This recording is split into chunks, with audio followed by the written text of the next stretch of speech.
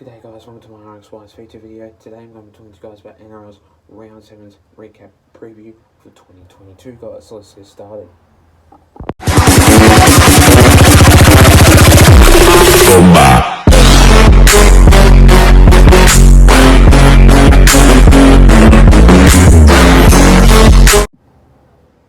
So starting off with our first game of that match, we see the Sharks going up against the Sea Eagles. Now this game, wow, this certainly was a really impact game. The Sharks got onto a flyer and basically it was like 34-22 in this game. In this match, the Manly Sea Eagles were on fire. They are really good in this, the first half and second half, but the Sharks were just putting pressure on them and leading them not to win, and they're just a really defensive team. And Nico Hines, he was a very good player for that night, and Siasofa Talakai, that's it, he was a really good player also too. They scored 3 or 2 tries, I'm not too sure, but it was those numbers. But yeah, credit to the Sharks, they played a really good matchup. But in that game certainly was a really good start to the match, and most certainly they played a wonderful game in this match. But yeah, in this game most certainly was a pretty ideal game, and obviously since it was the Anzac round, obviously the Manly Sea Eagles did play a little bit better, but not enough to concede a lot of points, as Tom Trbojevic is still out due to an injury, so I'm not too sure what round he will be back. But yeah, well done from the Granada Sharks for making a really good win against Manly Sea Eagles, 34-22. The next game of that match, we see the Broncos going up against the Bulldogs. Now in this game, wow, most certainly the Broncos played a really good matchup. Obviously the Bulldogs didn't handle themselves very well, as the scoreline was 34-14. This game was certainly not as best, and most certainly wasn't a very good matchup. But the Bulldogs are still sitting 16th on the ladder. I feel so sorry for them, because they also got good players from different other clubs, but unfortunately they didn't play their style of game. Excuse me, but this match most certainly was a very good game by the Broncos, gaining their pressure, gaining their attack, but most certainly for them, they played a really style of game, and I hate to think that if they are going to play really well, they will be. But anyway, most hopefully the Bulldogs come back like in most couple of rounds, but most certainly I don't think they will be. But the Broncos, since Adam Reynolds did play a really good matchup, he was the highlight of the game. Obviously, Xavier Coates, usually he would score, but he's moved to the Storm, which I am going to talk about that later. But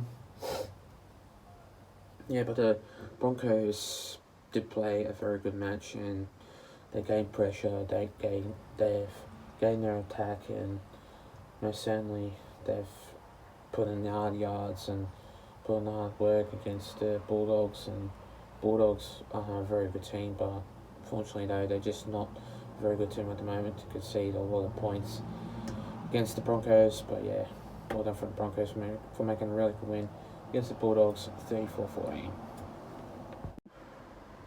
The next game of this match, we see the Cowboys going up against the Titans. Now this game, wow. Wow, did the Titans play terrible.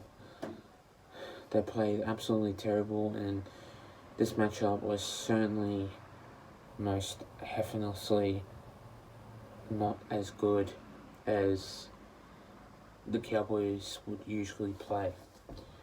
But I just cannot believe how the Cowboys played. They played with their style of heart, and obviously it was their home game.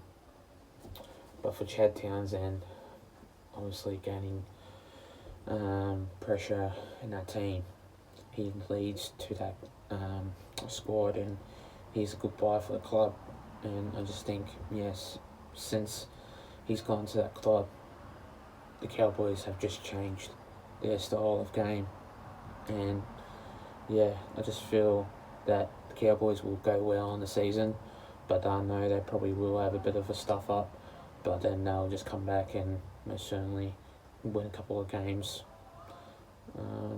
But most certainly though, I don't think the Cowboys were going to win, because obviously they have really good players out there, but I just cannot believe how they didn't score, which was very surprising, which I presume.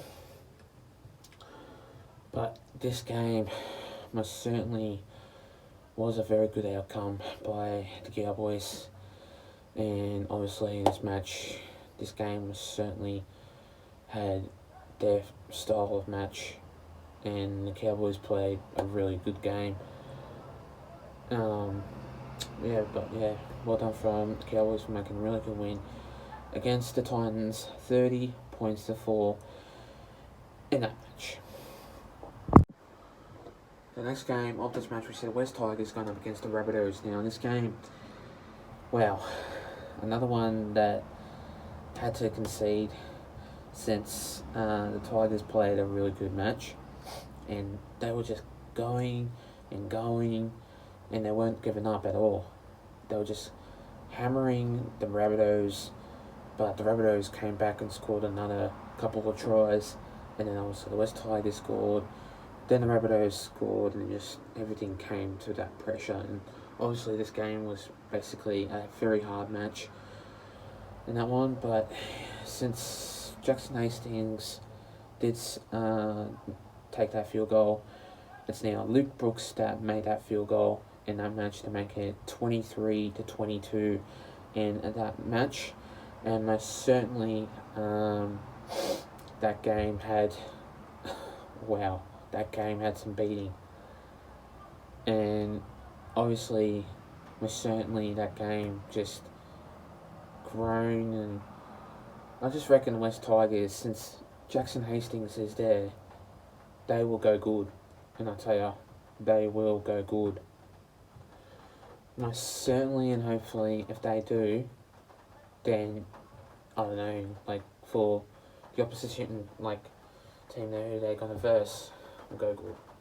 I reckon the West Tigers will go good in the season, as I did say, but obviously playing in that game was just a very hard match to decide, because usually the Rabbitohs do play a very good game, and the Rabbitohs do play a very good game when they're at Bankwest Stadium. Because last time our Parramatta Eels played against the Rabbits, we got thrashed by the Rabbits, and they played a very good game. But the West Tigers, they came out on top, and they obviously beaten the Rabbitohs by 1 point anyway. The next game of this match, we see the Knights going up against the Parramatta Eels. Our Parramatta Eels, that's what I go for. Wow, did I see some game. I cannot believe that how the Parramatta Eels played in that game. Was certainly a very good match. 39 points to 2, and obviously the Eels wanted to keep them scoreless, but yeah, like last time we played against the Knights, we got beaten, and I tell ya, with Kalen Ponga extending his re-sign thing for $5 million or whatever it was, that was just a joke. And for him doing that, he's not gonna be a favourite to the club if he does that, and if he doesn't play a very good game, like, what's the point if you sign like $1 million deal and then the next day after that you play a horrible game? Like, that's just gonna jinx yourself, and that's just gonna like ruin your advantage. But yeah, I just have to say, well done from the Parramatta Eels. They played a very good game against the Knights, and yeah, I don't really have much to say about the Knights because the Knights did very poor and the Eels played a very good game, and 39 points to 2 was a very good scoreline. The next game of this match, we see the Panthers going up against the Raiders. Now this game, wow, 36 points to 6. This game has certainly had a very top finish, and what I do believe that the Panthers did was just absolutely phenomenal. They are the first on the ladder still, and I don't really have not much to say to the Raiders, because obviously, like, for the Raiders, they are the most equalised team that just won't like win a game. And I know they are a hard team, obviously, in the cold hard Canberra side, but with them not playing a very good game, which obviously Xavier Savage was in that number 1 side, and obviously Jordan Rapana was on that number 1 side. I don't know why I said Xavier Savage, but Xavier Savage was on the wing. I do apologise about that.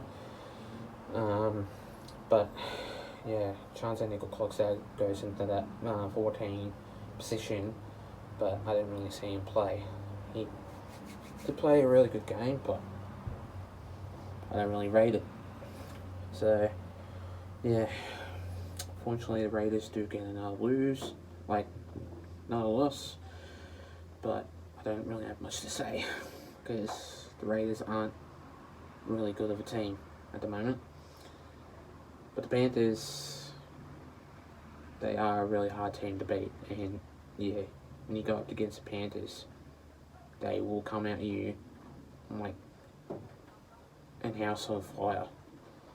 So yeah, well done from the Panthers for making a really good win against the Raiders, 36 points to 6.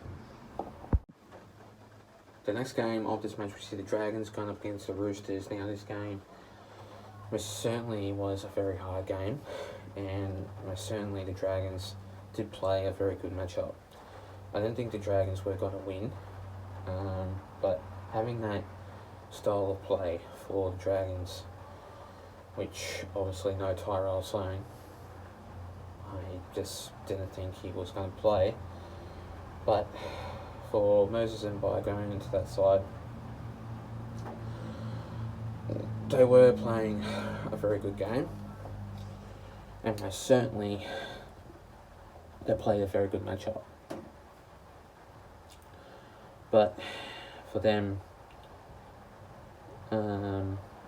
only winning by 2 points was a very difficult game to obviously make a decision on, like, that game, basically, because this match was certainly one of the most toughest games, like, in that round, basically, because obviously 14 points to 12, only winning by 2 points, and that match was certainly nothing to desire. But yeah, I just think that having that style of game most certainly, I just think that the Dragons, they played a very good game.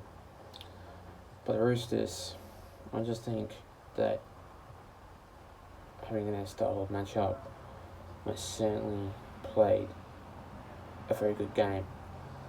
And a couple of them did play very well, but obviously Daniel Tupou has got, I think, a 1-match ban, I believe. So, yeah. Anyway, tight game, tight win, and obviously a loss for the Roosters for the scoreline 14-12. And finally, the next game of this match, we see the Storm going up against the Warriors now. Okay. Wow, did I see some game by the Melbourne Storm.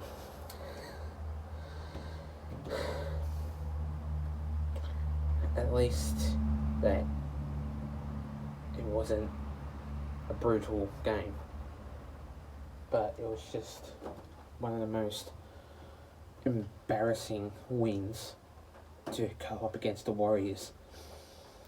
But I've never seen a scoreline happen, a big scoreline happen. 70 points to 10. That's right, 70 points to 10. That game was just, most out of doubt, one of the most best games I've ever seen. Scoring 13 tries to 2. Wow. Did I see some game? Did I see some effort? Did I see some courage? And obviously there was a couple of injuries also too, so I'll tell you a little bit of spoiler. I know probably not to say, but I am. Josh Curran is out due to an MCL injury, and Delaware Selesniak, I'm not too sure if he is out. That's indefinite. He did make a concussion, so I'm not too sure if he will play for this game or maybe the next game or something like that. But if he does play this game, this round, yeah, I don't know, it'll be hard for him. But yeah, wow, scoring the most 13 tries in that game. Had that a very big win, and I'm very speechless at the moment. I don't know what to say, but a very good match by the Melbourne Storm. Thanks guys for watching my video, guys. Stay tuned for more. We'll be doing a couple of videos coming to you guys soon. Also, we'll be doing more videos coming to you guys soon, so stay tuned for more. Plus, leave a like and subscribe to my YouTube channel and for this video, and I'll see you guys in my next video. Till then, take care guys, stay safe, and have a good one. Plus, let's get up to 300 subscribers. We're sitting on 250 anyway, so let's get up to that, and I'll see you guys next time. Take care.